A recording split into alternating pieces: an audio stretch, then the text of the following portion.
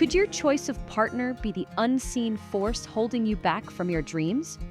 What if the secret to professional success lies not just in your own efforts, but in the support or sabotage you receive at home? Are you unknowingly tolerating a relationship that's dimming your potential? We often underestimate the profound impact our significant others have on our professional lives. It's not just about sharing a home or building a life together. It's about whether that partnership actively fuels your ambitions or inadvertently throws obstacles in your path. This influence plays out in nuanced ways. Think about it. Many of us pour our hearts and minds into our careers. It becomes a significant part of who we are. To be unable to share these experiences with the person you're closest to, the one you confide in most, creates a disconnect, a chasm that can erode the foundation of the relationship itself. You might feel isolated, as if a part of you is hidden away. There's a spectrum of influence, ranging from actively destructive to powerfully supportive. At the most negative end, you find partners who actively undermine your efforts, perhaps through constant criticism, fueling your frustrations, or even encouraging self-doubt. This behavior can manifest as competitiveness. Consideren el competitivo pasi que tiene su propio éxito como una defensa suyo. Esta idea no le felisto contento, pero con el contrario duplinarte de lo competente. Esta dinámica suele surgir en ambientes parejas y no matrimonios. Pero también puede existir en matrimonios donde la relación se siente más como dos entidades separadas. ¿Qué existe? Then there's the neutral partner, the aloof spouse who simply doesn't want to hear about work. While seemingly harmless, this indifference can become detrimental over time. As your career becomes more demanding and integral to your life, the need to share those experiences with your partner grows. When met with disinterest, it can feel isolating and discouraging. Moving up the spectrum, we find partners who offer active support. These are the cheerleaders in your corner, offering encouragement and understanding. This type of support is invaluable, especially during challenging times, providing a safe space to vent and recharge. However, this level of support is, for most of us, the best we'll get. But the rarest and most impactful form of support is active assistance. These are the partners who become true collaborators, working alongside you toward shared goals. This could involve working in the same company, offering strategic advice, or simply managing the home front in a way that frees you to pursue your professional ambitions. These relationships are real partnerships. Active support can take many forms. It might mean managing household responsibilities to alleviate your workload, ensuring you have the time and space to focus on your career. Or it might mean actively contributing to your professional endeavors, offering insights, skills, and expertise. There are countless stories of talented individuals whose careers have stagnated or declined due to a poor relationship choice. It's like driving a car at high speed. A tiny miscalculation or misdirection can have a significant impact on your trajectory. The higher you climb in your career, the more sensitive you become to these subtle shifts. Consider a rising star in a company who is constantly undermined at home. The constant negativity and lack of support erode their confidence and drive, leading to missed opportunities and stagnation. This highlights the critical role a supportive partner plays in fostering continued growth and advancement. Conversely, think about someone with seemingly average potential who thrives because of unwavering support. They might not have all the innate talents, but their partner's encouragement and practical assistance create an environment where they can learn, grow, and excel. They have the time and energy to give it their all. Remember when you first got together? Someone may have told you that a healthy relationship involves one partner supporting the other when they're down. But many people end up in a relationship where one brings the other down and down, rather than encouraging. It's easy to mistake empathy for genuine support, but consistently dwelling on the negative can sow seeds of doubt and undermine your confidence. It's about encouragement, not commiseration. A supportive partner reminds you of your goals, celebrates your strengths, and helps you navigate challenges with resilience and optimism. This positive reinforcement is crucial for maintaining momentum and achieving long-term success.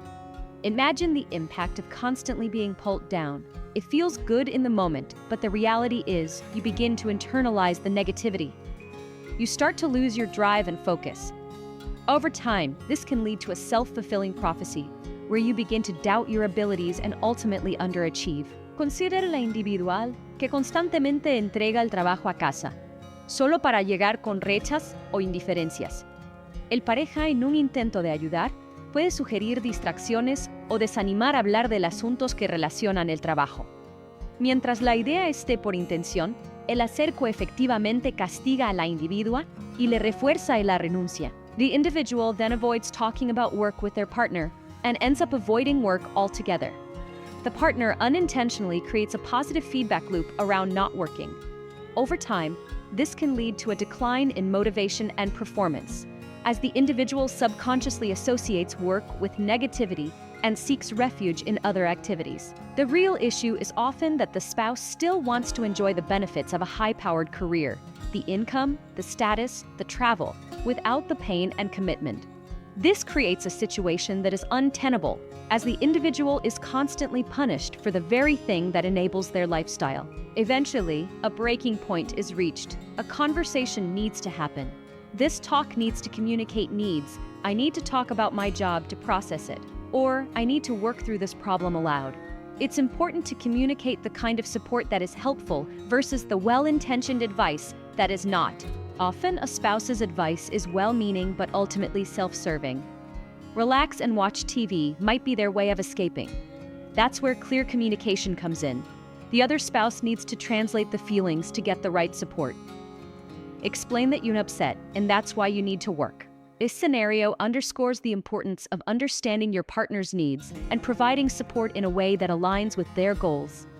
If the supportive partner is successful, this eventually leads to a better work-life balance for everyone. Early on in a relationship, it's hard to see these misalignments. This can also be a cultural phenomenon. Traditionally, it's been that a male worker doesn't want their female partner to work, and a female partner won't want her man to overwork. But as the goals of each of those types of partnerships changes, the traditional setup may need to change with it. There are two examples of these problems: competition and misguided support. A competitive relationship is obvious. This creates a constant dynamic of one partner trying to one-up the other. In this environment, the couple grows distant, pursuing separate goals rather than a shared vision. This creates animosity. Another common but less obvious example is misguided support. A partner wants to help, so they discourage talking about work and encourage relaxation. It feels good in the moment, but it leaves the worker feeling unheard. This may be because the career is an important part of who they are. This scenario highlights the importance of aligning your relationship with your personal goals. It's about finding a partner who understands and supports your ambitions, even if it means challenging traditional gender roles. It's about building a partnership where both individuals can thrive and achieve their full potential. When choosing a partner, it's crucial to consider your own goals and non-negotiables. Are you willing to sacrifice your personal ambitions for the sake of the relationship? Can you find a partner who supports your aspirations and encourages your growth?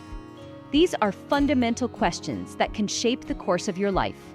We often fear being alone, settling for relationships that don't truly align with our values or goals. But true loneliness comes from being in a relationship where you can't be your authentic self, where you're forced to compromise on the things that matter most to you. Think about the person who leads a double life.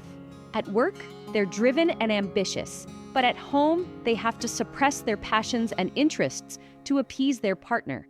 This constant internal conflict can be exhausting and ultimately lead to resentment. The internal goal has to align. This highlights the importance of self-awareness and authenticity in relationships. You have to know what you want and who you are. You need to also not want to hide it. By bringing that to the table, a worker can be their true selves and can be the most effective worker. The idea of goals isn't always about money. There may be health goals, relationship goals, and personal goals. If a spouse conflicts with the partner's personal goals, the couple is in trouble. An example is a health goal. The working partner may want to stay in shape, while the stay-at-home partner wants to sit around and eat. This conflict dooms the health goal. There's a broader issue than just working hard. Many times the relationship isn't worth it. You do what you want. not what you're supposed to want. This can be a life-changing attitude, as it can release you from toxic goals that other people or relationships set. This brings into focus the importance of aligning your lifestyle choices with your personal goals. It's not enough to simply have ambitions.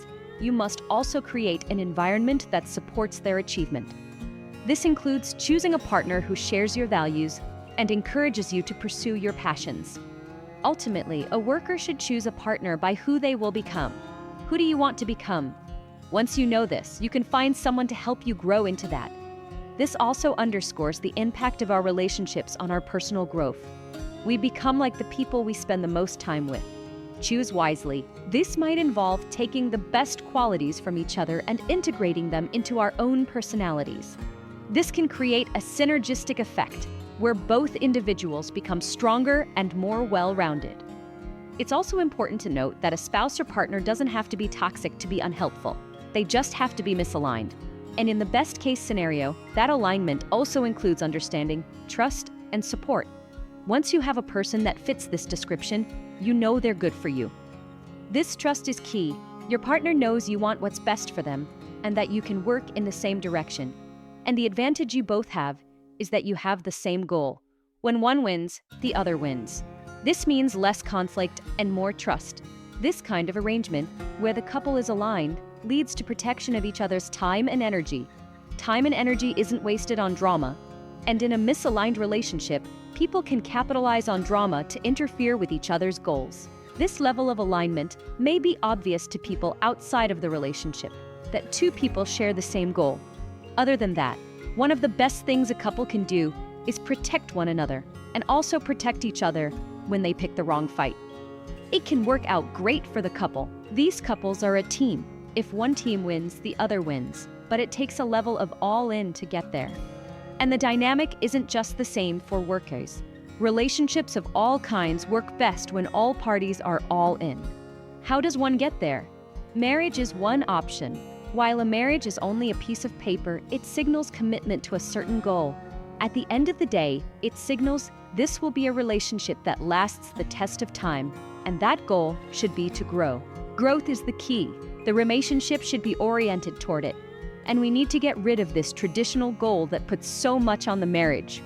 Not the commitment, but the legal ramifications.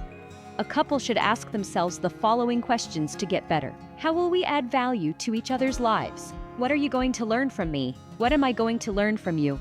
The couple also needs to share the same goals. After that's taken care of, there's no goal that is big enough. Also, if these goals change, the new goal must be brought before the other partner. Ultimately, there can be no sacrifices. The best kind of relationships have both partners as the same authentic and high-achieving person they were before. If one partner is sacrificing, this is unsustainable. In these cases, it is vital that the other partner reinforce that sacrifice is unnecessary. Then the key questions become, does this person make it easier or harder to achieve my goals? Do I respect myself more or less being in a relationship with this person? What traits about this person do I admire? If I see myself with a blend of my traits and theirs, is that new person more or less likely to achieve my current goals? Ultimately, this is an effort to have a person that adds something to the mix. It's also about not settling for a bland human in your life. Don't settle for a partner. Demand quality. What's more, a good person will be open to changing. With that, it is important to set boundaries. The key point is to protect the potential of both partners. What this also boils down to is the key role competent people play. They spend less time and energy managing the relationship and more time and energy getting the most out of their careers and other relationships. Managing a partner's emotions can take a lot of effort. However, as long as a person sets a good example and clearly communicates expectations, a relationship doesn't have to take attention away from a person. A good goal is to not be the source of drama. Being alone in the relationship helps too. This means there is less dependence on the other partner. The key to making the relationship work is if two people's behavior changes minimally. It may mean that the people are very similar. And when people are so similar, they will have similar preferences. As long as each accepts and does not judge the other's preference, the relationship will be a good one. When preferences don't match, it becomes an issue of coaching. Is the person willing to change when the other wants a preference to change? However, coaching cannot be the primary goal. It must be to find solutions that can be mutually beneficial to both people. There is one thing to remember with every successful couple: they are classy. This means the people show loyalty, even if there are setbacks. If both people do that for the team, then it means nothing can stop it. There is another factor: statistics. All statistics must line up to get better. And if everything lines up for a long time, that must be something to consider. Also, there is a good test: crushing it. Is the other partner willing to crush it on their own? If this is the case, then the couple must win every time. Logic will always be there. That isn't to say the couple should be robots. The point is, early on, work needs to go into getting better. Later, it gets easier. It may take many years, but the team can reach momentum and then never stop. What is the thing a good couple needs most? It is the ability to break up. What is the main thing a person wants in a relationship? The answer is not always what the culture says it is. If it aligns with goals, it works. Also, it's important not to think about the breakup. But if you ground yourself in logic, you will feel less anxiety from the back door.